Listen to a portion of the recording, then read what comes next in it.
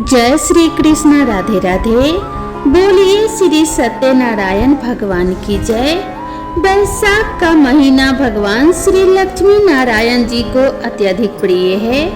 वैसे तो पूरे बैसाख मास में श्री सत्यनारायण भगवान की कथा को सुनने से अनंत फलों की प्राप्ति होती है, किंतु बैसाख के पूर्णिमा के दिन श्री सत्यनारायण भगवान की कथा को सुनने से मनुष्यों के सभी पाप और संकट कट जाते हैं तथा सभी प्रकार की मनोकामनाओं की पूर्ति होती है। तो आइए आज बैसाख पूर्णिमा के दिन भगवान श्री लक्ष्मी नारायण जी के चरणों का ध्यान करते हुए बड़ी ही श्रद्धा और प्रसन्न चित्तमन से श्री सत्यनारायण भगवान की कथा को सुनते हैं। इस कथा को पूरा और आखिर तक अवश्य सुनिएगा, तभी भगवान श्री सत्यनारायण जी की कृपा से आप सभी की मनोकामनाएं पूर्ण होंगी।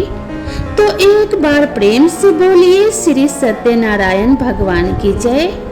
पौराणिक कथा के अनुसार एक समय की बात है, नैमिषारण्य तीर्थ में सौनक आदि 88,000 ऋषियों ने श्री सूत जी से पूछा कि हे प्रभु, इस कलयुग में वेद विद्या रहित मनुष्यों को प्रभु भक्ति किस प्रकार मिल सकती है तथा उनका उद्धार कैसे होगा। हे मुनि श्रेष्ठ, कोई ऐसा तप बताइए जिससे थोड़े ही समय में पूर्ण फल मिले और मनोवांछित फल भी मिल जाए। इस प्रकार की कथा को सुनने की हम इच्छा रखते हैं। सर्व शास्त्रों के ज्ञाता श्री सूत जी बोले कि हे वैष्णवों में पूज्य, आप सभी ने समस्त प्राणियों के हित की बात पूछी है, इसीलिए मैं एक ऐसे श्रेष्ठ व्रत को आप सभी को बतलाऊंगा जिसे नारद जी ने लक्ष्मी नारायण जी से पूछा था और स्वयं लक्ष्मीपति ने मुनि श्रेष्ठ नारद जी से इस कथा को कहा था। आप सभी इसे ध्यान से सुनिए। एक समय की बात है, योगी राज नारद जी ने दूसरों की हित की इच्छा लिए अनेकों लोकों में घूमते हुए मृत्यु लोक में आ पहुँचे। यहाँ उन्होंने अनेक योनियों में जन्मे प्रायः सभी मनुष्यों को अपने कर्मों द्वारा अनेकों दुखों से पीड़ित देखा। उनका दुख देख नारद जी सोचने लगे कैसा यत्न किया जाए जिसके करने से निश्चित रूप से मानव के दुखों का अंत हो जाए। इसी प्रकार मनन करते हुए वह विष्णु लोक में गए।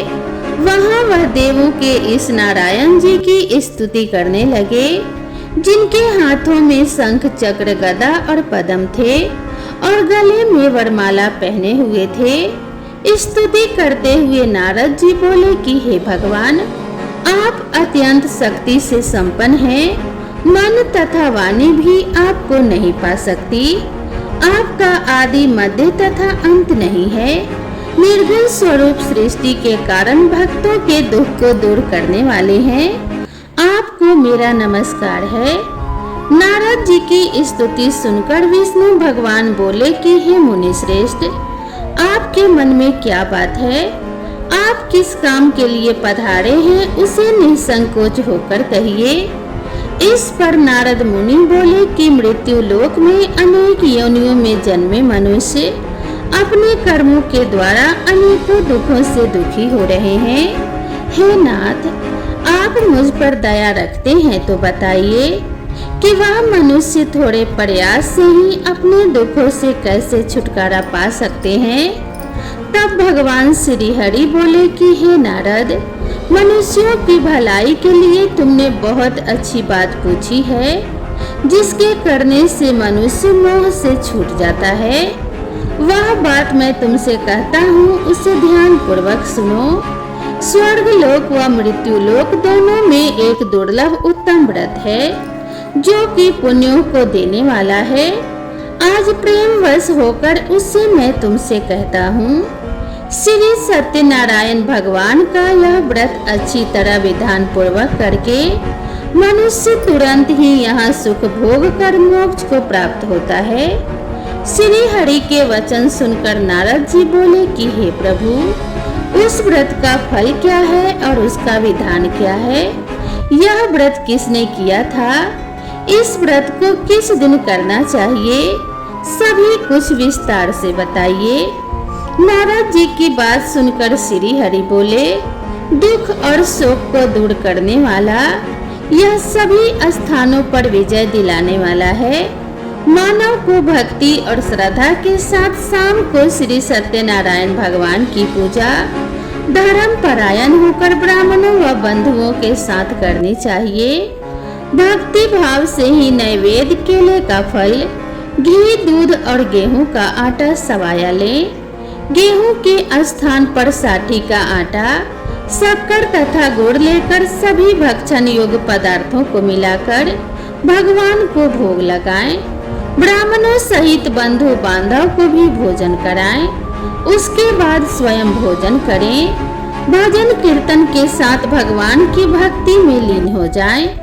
इस तरह से सत्यनारायण भगवान का यह व्रत करने पर मनुष्यों की सारी इच्छाएं निश्चित रूप से पूरी होती हैं। इस कलिकाल अर्थात कलयुग में मृत्यु लोक में मोक्ष का यही एक सरल उपाय बताया गया है। इस प्रकार से श्री सत्यनारायण व्रत कथा का प्रथम अध्याय संपूर्ण हुआ। आप लोग बड़ी श्रद्धा और प्रेम से बोलिए श्री सत्यनारायण भगवान की जय। अब आइए श्रवण करते हैं सत्यनारायण व्रत कथा का दूसरा अध्याय। श्री सूत जी बोले कि हे ऋषियों, जिसने सबसे पहले इस व्रत को किया था, मैं उसका इतिहास कहता हूँ, इसे ध्यान से सुनो।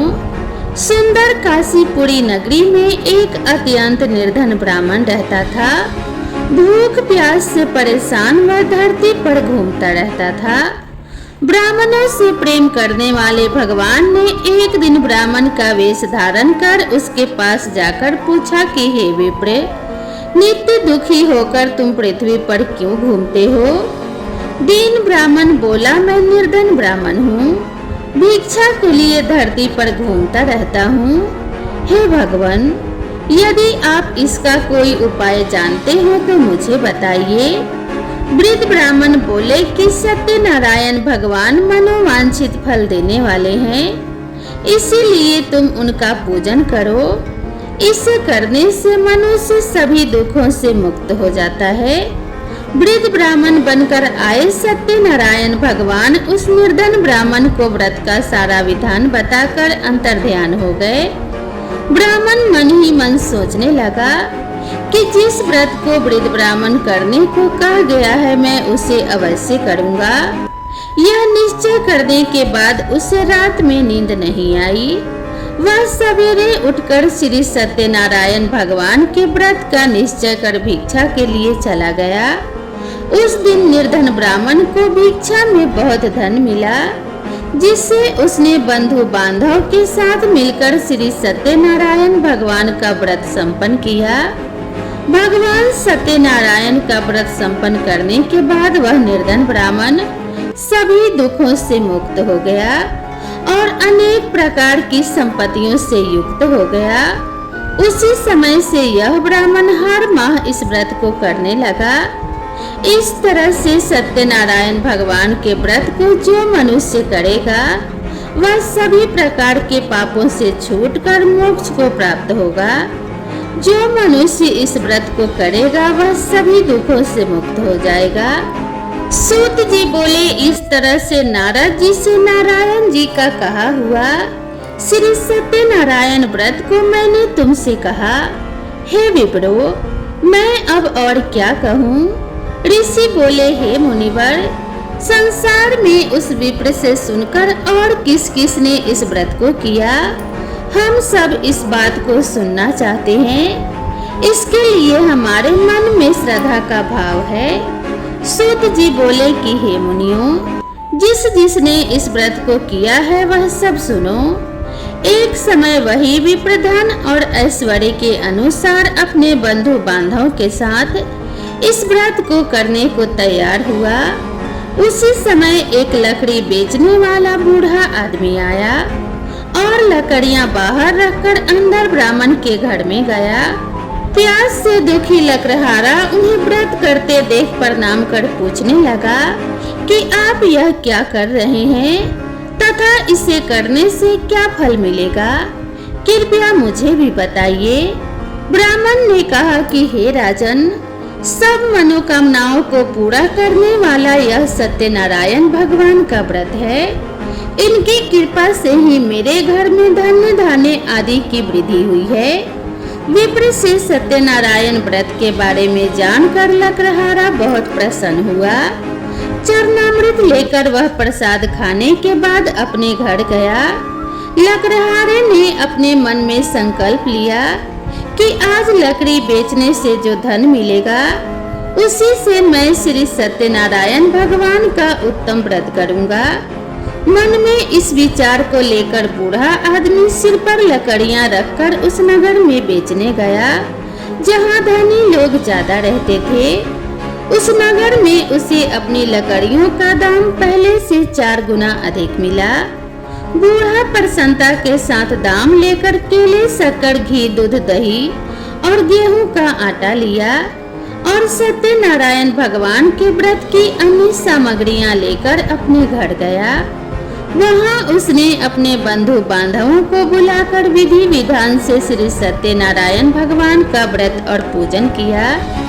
इस व्रत के प्रभाव से वह बूढ़ा लकड़हारा धन, पुत्र आदि से युक्त होकर संसार के समस्त सुख भोग कर अंत काल में वैकुंठ धाम को चला गया।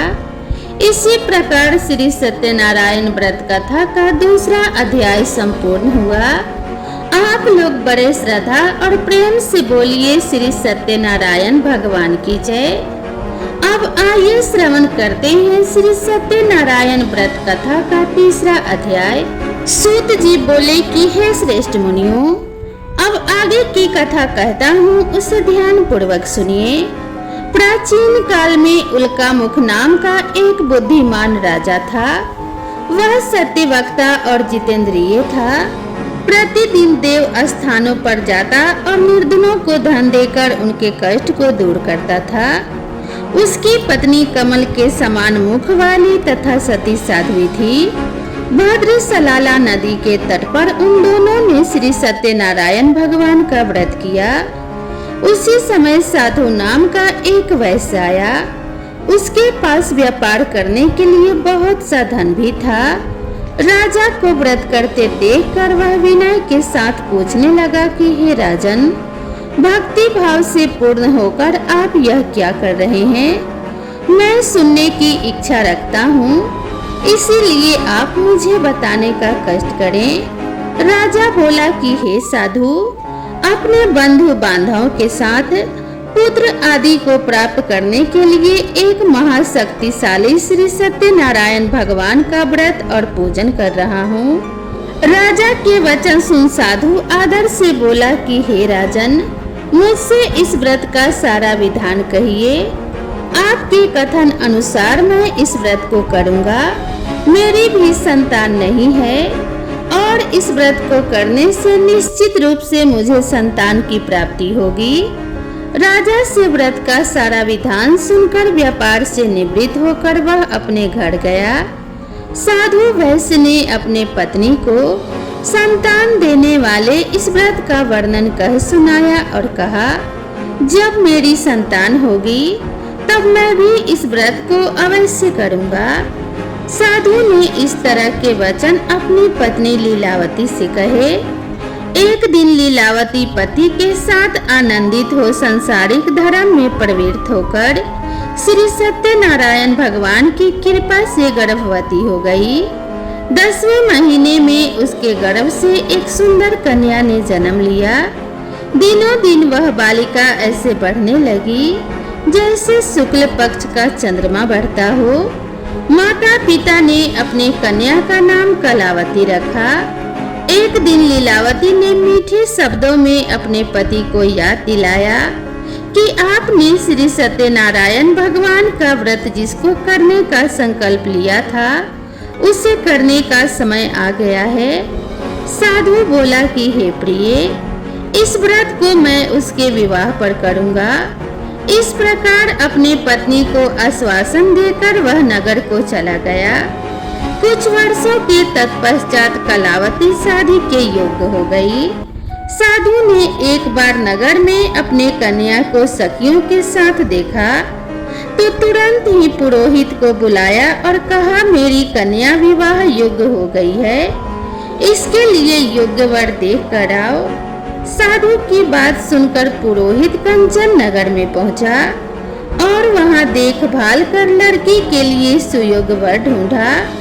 साधु ने बंधु बांधवों को बुलाकर अपने पुत्री का विवाह कर दिया, लेकिन दुर्भाग्य की बात यह थी कि साधु ने अभी भी श्री सत्यनारायण भगवान का व्रत नहीं किया। इस पर श्री सत्यनारायण भगवान क्रोधित हो गए और श्राप दिया कि साधु को अत्यधिक दुख मिले। अपने कार्य में कुशल साधु बनिया जमाई को लेकर समुद्र के पास स्थित रत्नापुर नगर में गया। वहां जाकर ससुर दामाद दोनों मिलकर चंद्रकेतु नामक राजा के नगर में व्यापार करने लगे। एक दिन भगवान श्री सत्यनारायण की माया से एक चोर राजा का धन चुराकर भाग रहा था। उसने राजा के सिपाहियों को अपना पीछा करते देख चुराया हुआ धन वहां रख दिया, जहां साधु अपने जमाई के साथ ठहरा हुआ था। राजा के सिपाहियों ने साधु वैश्य के पास राजा का धन पड़ा देखा तो ससुर जमाई दोनों को बांधकर प्रसन्नता से राजा के पास ले गए और कहा, महाराज, हम दोनों चोरों को पकड़ लाए हैं, आप आगे की कार्रवाई की आज्ञा दें। राजा की आज्ञा से उन दोनों को कारावास में डाल दिया गया और उनका सारा धन भी उनसे छीन लिया गया। श्री सत्यनारायण भगवान के श्राप से साधु की पत्नी भी बहुत दुखी हुई। घर में जो धन रखा था उसे चोर चुरा ले गए। शारीरिक तथा मानसिक पीड़ा व भूख प्यास से अति दुखी होकर कलावती एक ब्राह्मण के घर गई।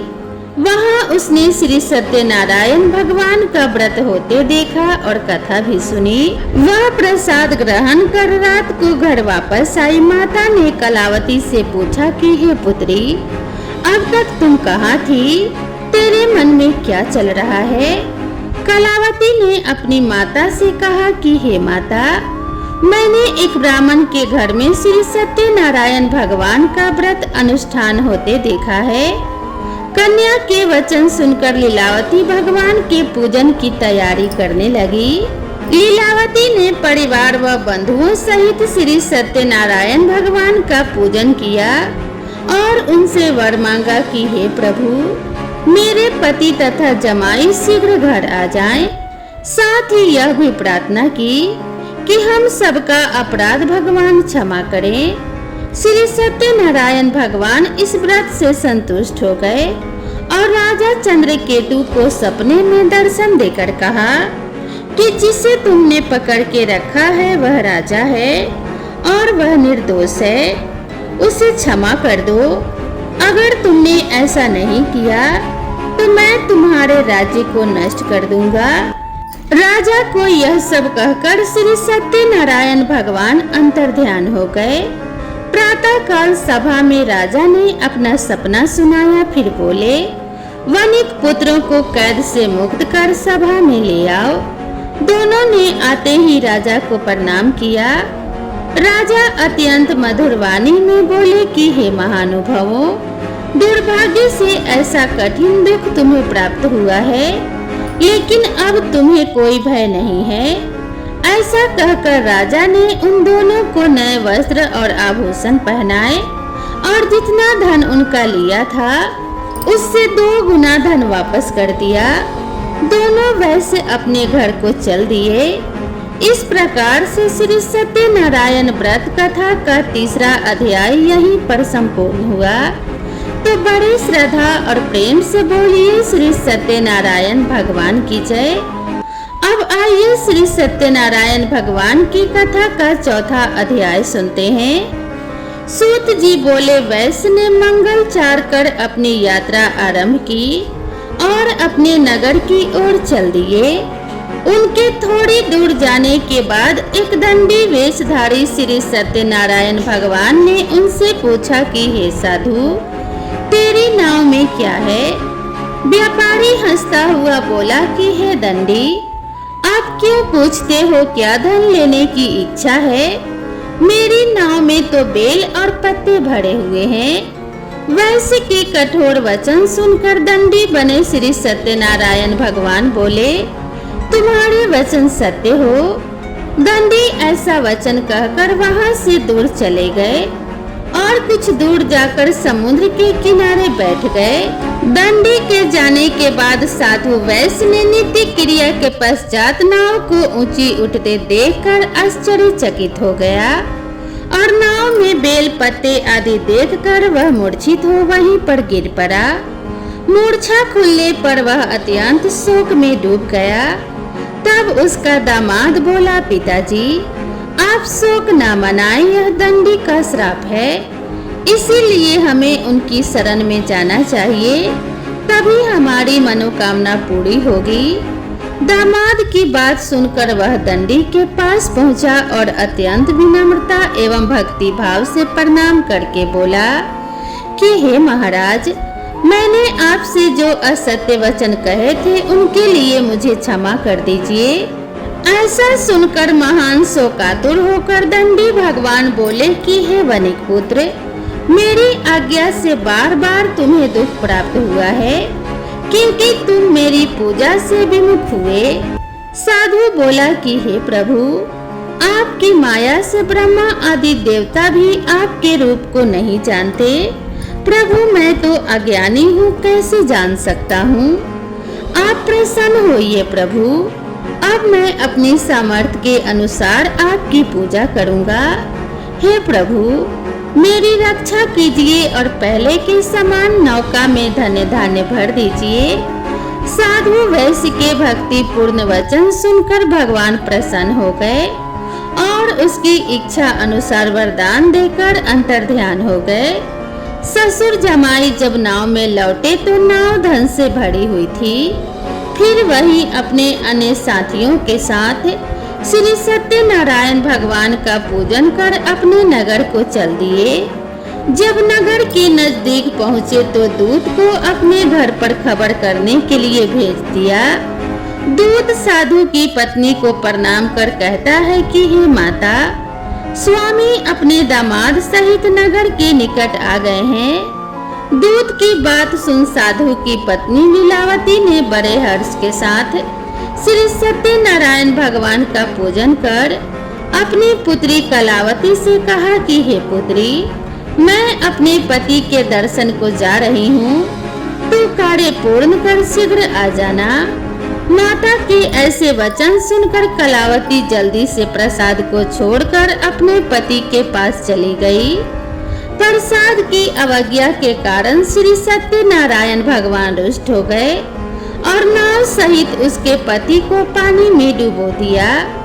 कलावती अपने पति को वहां न पाकर रोती हुई जमीन पर गिर गई। नाव को डूबा हुआ देखकर और कन्या को रोता हुआ देखकर साधु दुखी होकर बोला कि हे प्रभु, मुझसे तथा मेरे परिवार से जो भी भूल हुई है उसे क्षमा करें। साधु के दीन वचन सुनकर श्री सत्यनारायण भगवान प्रसन्न हो गए और आकाशवाणी हुई कि हे साधु, तेरी कन्या ने मेरे प्रसाद को छोड़कर मेरा अपमान किया है। वह प्रसाद छोड़कर आई है, इसीलिए उसका पति अदृश्य हो गया है। यदि वह घर जाकर प्रसाद खाकर लौटती है तो उसे उसका पति अवश्य मिलेगा। ऐसी आकाशवाणी सुनकर कलावती घर पहुंचकर प्रसाद ग्रहण करती है और फिर आकर अपने पति का दर्शन करती है।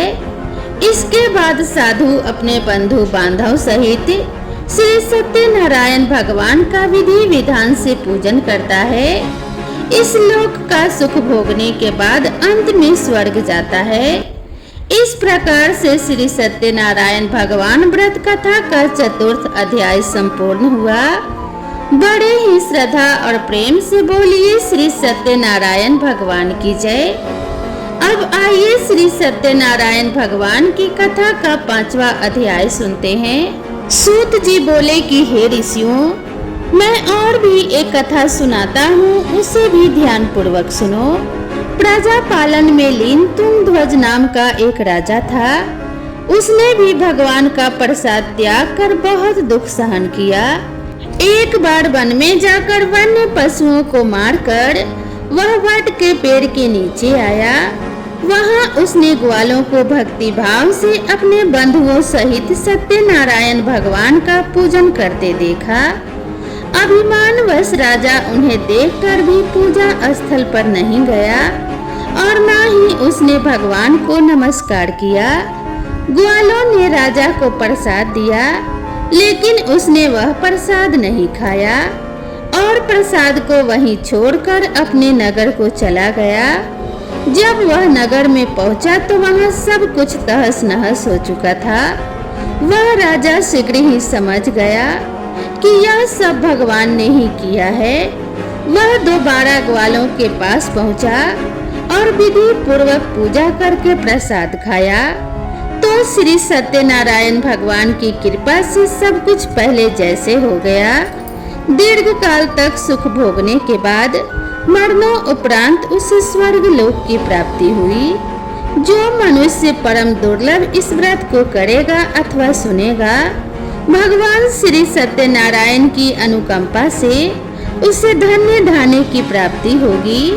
सत्यनारायण भगवान की कृपा से निर्धन धनी हो जाता है और दुर्बल बलवान हो जाता है।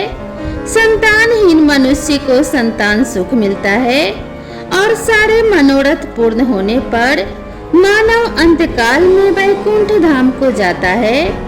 सूत जी बोले, जिन्होंने पहले इस व्रत को किया, अब उनके दूसरे जन्म की कथा भी सुनिए।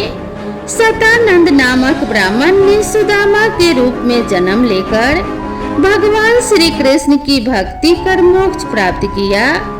उल्का मुख नाम के महाराज राजा दशरथ बने और श्री रंगनाथ का पूजन कर वैकुंठ को प्राप्त हुए। साधु नाम के वैश्य ने धर्मात्मा व सत्य प्रतिज्ञ राजा मूर्ध्वज बनकर अपने पुत्र को आड़े से चीर कर मोक्ष को प्राप्त हुए। महाराजा तुंगध्वज स्वयंभू मनु हुए। उन्होंने बहुत से लोगों को भगवान की भक्ति में लीन कर मोक्ष प्राप्त किया। लकरहारा भील अगले जन्म में निषाद राजा हुआ, जिसने भगवान श्री राम के चरणों की सेवा कर मोक्ष प्राप्त किया। इस प्रकार से श्री सत्यनारायण व्रत कथा का 5वां अध्याय संपूर्ण हुआ। बड़ी ही श्रद्धा और प्रेम से बोलिए श्री सत्यनारायण भगवान की जय। बोलिए श्री सत्यनारायण भगवान और श्री लक्ष्मी नारायण की जय।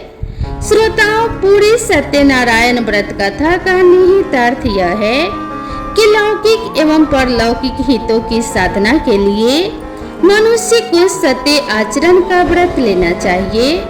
सत्य ही भगवान है, सत्य ही विष्णु है। लोक में सारी बुराइयों, सारे कलेश, सारे संघर्षों का मूल कारण है सत्य आचरण का अभाव। श्री सत्यनारायण व्रत कथा पुस्तिका में इस संबंध में एक श्लोक है, जिसका अर्थ है कि सत्यनारायण व्रत का अनुष्ठान करके मनुष्य सभी दुखों से मुक्त हो जाता है। कली काल में सत्य की पूजा विशेष रूप से फलदायी है। सत्य के नाम अनेक हैं, यथा सत्यनारायण, सत्य देवता सनातन, सत्य रूपी भगवान विष्णु कलयुग में अनेक रूप धारण करके लोगों को मनोवांछित फल देंगे। इसी प्रकार से श्री सत्यनारायण व्रत कथा संपूर्ण हुई। जय श्री सत्यनारायण भगवान। दोस्तों, आप सभी को यह वीडियो पसंद आई हो तो वीडियो को एक लाइक जरूर करें और चैनल पर पहली बार आए हैं तो चैनल को सब्सक्राइब करना ना भूलें। मेरे चैनल से जुड़े रहने के लिए आप सभी का ढेर सारा धन्यवाद। भगवान श्री सत्यनारायण और माता लक्ष्मी की कृपा आप सभी के ऊपर बनी रहे। आप सभी भक्तों का कल्याण हो।